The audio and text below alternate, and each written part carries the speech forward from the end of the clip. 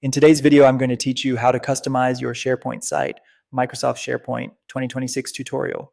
By the end, you'll know exactly how to refresh your site's look, navigation, and branding so it feels polished and easy to use.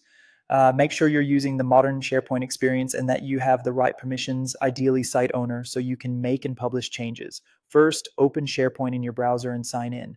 From the main page, head to My Sites to see the sites you have access to. Choose the site you want to work on and open it.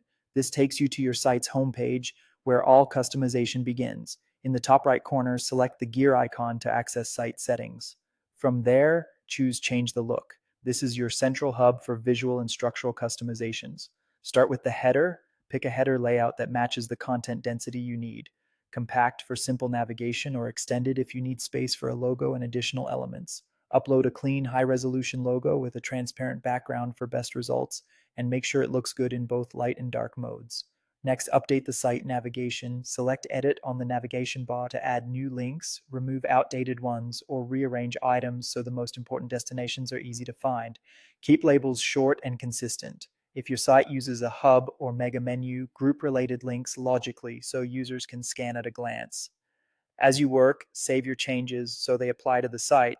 Use Preview where available to confirm everything looks right on desktop and mobile before publishing. Now, refine your site identity.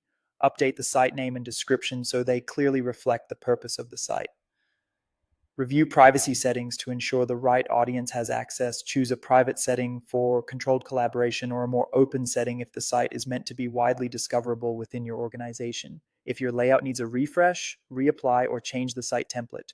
Templates provide consistent page structures and web parts, and switching them can quickly align your site to a team, communication, or departmental format without rebuilding from scratch.